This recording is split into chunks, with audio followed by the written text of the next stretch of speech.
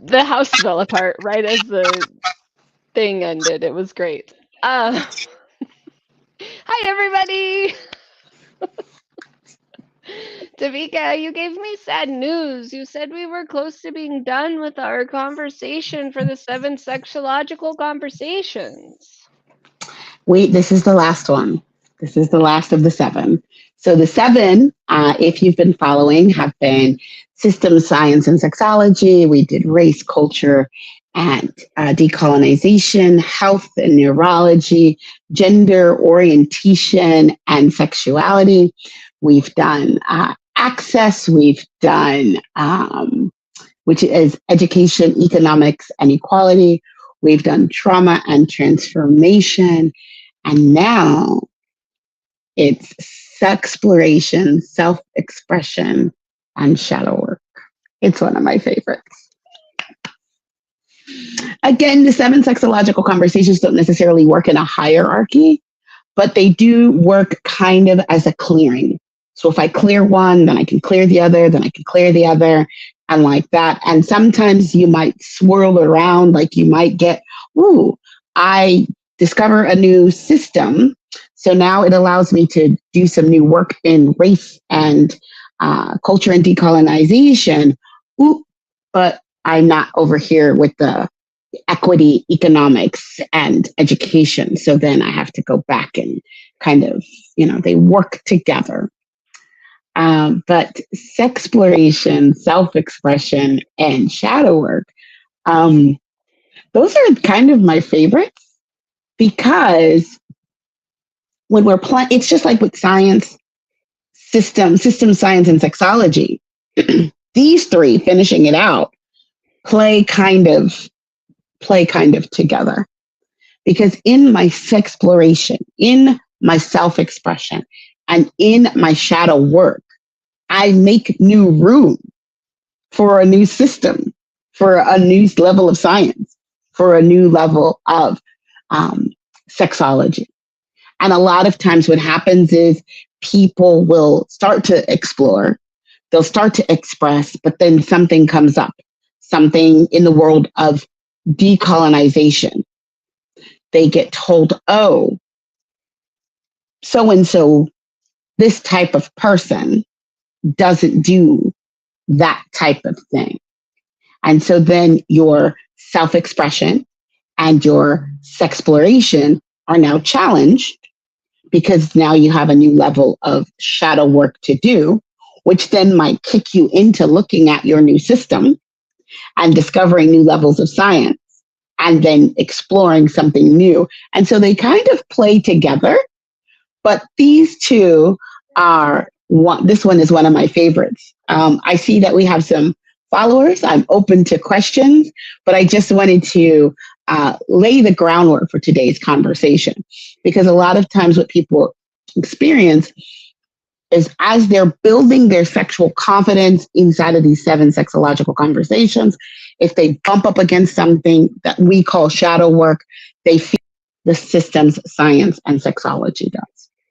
Okay. So for example, if I have a system that says sex is only for procreation or copulation or only with my husband or my partner, then I have to go through all the other 6 possibly to make room for this one called self-expression, especially if while going through all the other 6, I complete a trauma. And now, oh, sex can be about pleasure. Oh, well, inside of discovering that sex could be about pleasure, I'd have to create a whole new system. And so they do dance with each other. So what has been your experience or anybody else's experience with building that muscle between self-expression, exploration, and shadow work? Like maybe your partner is asking you to do something new, or maybe you see something that you want to do, but you always thought it was like not okay. That's the conversation that this is about. So Brittany, does anybody have any questions or anything want to share, or do you want to share? Because I know you and I have worked a little bit on this one a little extensively. So I miss our lunch and learns. Lunch and learns were amazing shadow work exploration. I miss them so much. I can't wait till we get those back up and running. yeah. Um, poke, hint, hint. Listen, we need people to register and I will do it in a heartbeat. I've got all kinds of topics to bring back and to introduce newly. So I would love it. Yeah. I know for me, shadow, we came to the conclusion I am shadow, um, which was an amazing conclusion to come to. But I love the conversation around this, right? With your shadow work, a lot of people tend to look at light workers and different things like that, and they tend to ignore the shadow. And so when you're able to be present with shadow and present with light, you can find a whole different dynamic. And like you said, this is one of those things that when you don't have a system and you're confronted by somebody's system, you have to battle shadow. You have to battle the world as it is, or access. If you don't have access to it and shadow is craving knowledge, like it's a struggle. You have to figure out, how do I balance this and how do I make these things correct? And I love that aspect of shadow work. Really just figuring out how to be who you are as you are, is phenomenal. Yeah. And so I want to just, in case, Brittany just said a couple of things, and some of you might be joining and you might not know what shadow work is, or you might not know what shadow is. And if you have a system that makes shadow wrong, some of these things might be confronting. So outside of a person who takes on this conversation as like, there's nothing wrong. Some people might call shadow ego or your subconscious or, the little what did they call it? The demon inside or something like that. Like the thing that you have. I was like, what? It's not that. It could be. But for me as a shadow worker, somebody who doesn't necessarily fight those impulses, doesn't necessarily fight those darker conversations, I actually embrace that communication. I actually say, oh, hey, well, what is it that you're afraid of? Oh, you have some negative thoughts, right? Oh, what are those negative thoughts trying to tell me? Sometimes they're trying to teach me that, oh, I have a past conversation about whatever is happening. And now my shadow doesn't want to go there. Like, oh, we can't trust them. Oh, why can't we trust them? Oh, well, because the last time you did X, Y, and Z, you got hurt and I want to protect you. So a lot of times we're ignoring, we're battling, we're beating up, we're making this piece of us wrong.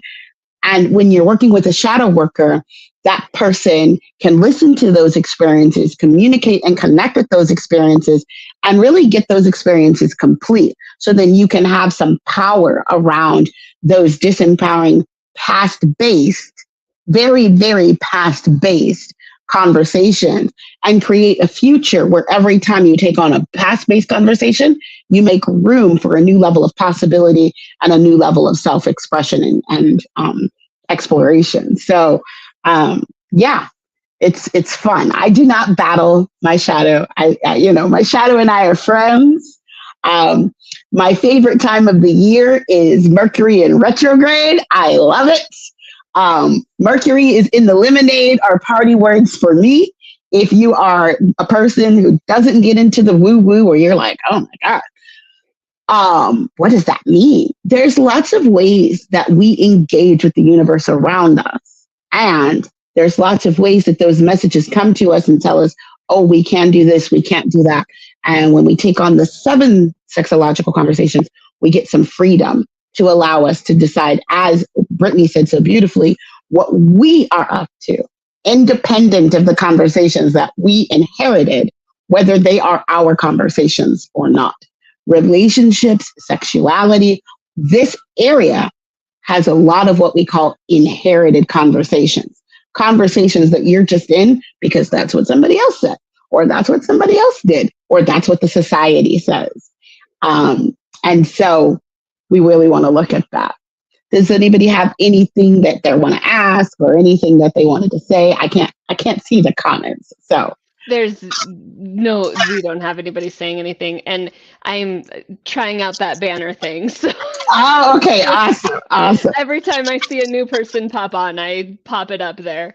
Okay, It's a lot better than me saying, "Hey guys," and interrupting got the it, conversation. got it. I just want to make sure we're including them. For But I people, do know Sarah is saying oh, hello to us, and Sarah is our live later. Um, but she is watching and saying hello. hi I Sarah. love that conversation, DeVika. Go ahead. I know we talked about shadow, but there was a second part, and I don't want to overstep that second part of this conversation. So let's spend a little bit of time on that one. So the other pieces of this conversation are sexploration and self-expression, and they may sound the same, and they are not. They work in tandem, and they are distinct because if I'm exploring something, that doesn't mean it has to become my self expression. It just means I'm trying it on. And a lot of times, because we haven't done the background of shadow work, we get confronted when we want to try on something because then it'll be like, ooh, I'm stuck with it. Ooh, people will find out. Ooh, it's my self expression. And these get very easily confused. And so this is why we have partners who say, "Ooh, let's explore this," but with a partner who has not done the shadow work to create a new system, and they're like, "Oh, I wouldn't want anybody to know that I did that." And so this piece stops you from exploring, and it's like, what?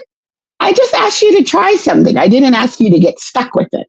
I didn't ask that it become part of your personality. I didn't ask that you go and put a banner outside and say, "Woohoo! This is my freak flag. I'm going to let it fly." And what happens when we stymie exploration? When we say, "I'm not going to explore that," either our shadow or our partner's shadow, irrespective of how many partners you have, they stop wanting to explore with us. They stop wanting to play with us because now we're kicking them back into the trauma. We're kicking them back into access. We're kicking them into a different area where now, because we don't want to explore at all, because we're afraid it's going to become a part of us, now we just have a very limited experience of exploring and expression. Some people won't even talk about it, but exploration can happen in a conversation. You're not stuck with it. It's not like somebody saying you got to go out there and do it now because you had a conversation about it. And That's I, not, that's not it. yeah, and I like that idea. And what comes to mind right now is really, I have a high schooler, so we try to get our high schoolers to do things, be in art club, be in band, be in this, be in that. Doesn't mean that's who you are. I was a band geek and I am a band geek and I am band all through and through. But that's because I would, and I experienced it and I held it. But I also tried drama and I loved drama, but I could only do one play. So, as much as I liked hanging out with everybody, one play was great, and that's the equivalent. It doesn't have to be a sexual exploration. It could just be, hey, I want to go to a play and see what it looks like, or I want to try a hike. And that is one of the great things that I love about your conversations is, like you said at the beginning, when you start to think sexually, then you start to close yourself off. But then when you start to think, okay, there's these different things that we can do inside of this community, which ones appeal to you? Hey, do you want to be a band geek? Do you want to be a choir person? Do you want to be an athlete? These are all things that build from high school to adulthood. And if you're locking your kids into you can't do these things, then when it comes time to experience the world, that shadow that has been egging to get out and screaming to get out is fighting you because you're still staying here inside of all of these conversations because you were never allowed that freedom. Or the converse is it'll be the first week of school and you'll be in a dorm. And next thing you know, everybody's screaming down the hallway because the pastor's daughter has just taken off her clothes and run butt naked all the way down the hallway because it's the first time she's had any amount of freedom. That was a true story from my freshman year. And so when we make exploration just a natural piece, then we don't have to bust out. We don't have to go one way where we're limited or another way where we're going the extreme. We just get to stand in what's our self-expression, what's natural for us, what works for us, and we've explored all the options. So more importantly, it's what's authentic for us. So I love that. I greatly appreciate you, DeVika. These are amazing conversations. I'm so sad they're over. Can we do it again next year? We'll do some deepening. We'll do some deepening. We've got some different topics to take on from here, but this was to lay the foundation, and then maybe we'll go a little deeper. Maybe they'll take a class. Right? All right, everybody, over here on that side, if you are looking at shadow work or just exploring and seeing what possibilities are, book with DeVika. Book with me because I'm awesome. And also click that QR code over there. I'm pointing to the wrong way. Click that QR code over there. The YouTube channel so you can see all the previous 7 sexological conversations. We greatly appreciate you all. DeVika, close us out. Well, I just want to say thank you. This part has been, I am also sad that we're ending these, but please join us because we're going to be talking about Orgasmic October. I got some good stuff coming. So please join us next week. And Brittany, always, thank you. We will be here the same time. See you all. Thank you. Bye.